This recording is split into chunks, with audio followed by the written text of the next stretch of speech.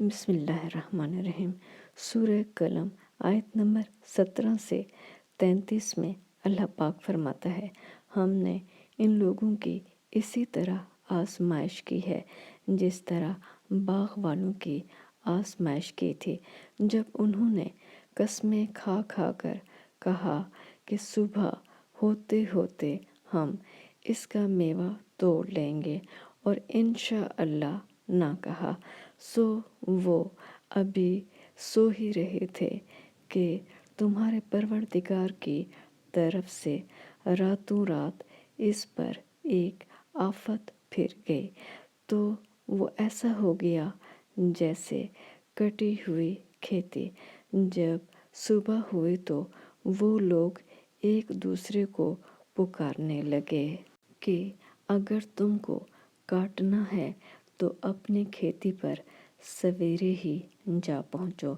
تو وہ چل پڑے اور آپس میں چپکے چپکے کہتے جاتے تھے کہ آج یہاں تمہارے پاس کوئی فقیر نہ آنے پائے، اور کوشش کے ساتھ سویرے ہی جا پہنچے، گویا کھیتی پر قادر ہیں۔ جب باغ کو دیکھا تو ویران، کہنے لگے کہ ہم رستہ بھول گئے ہیں، نہیں بلکہ برگشتہ بخت یعنی بے نصیب ہیں۔ ایک جو ان میں فرزانہ یعنی عقل والا تھا بولا، کیا میں نے تم کو نہیں کہا تھا کہ تم تسبیح کیوں نہیں کرتے؟ تب وہ کہنے لگے کہ ہمارا پروردگار پاک ہے، بے شک ہم ہی قصوروار تھے۔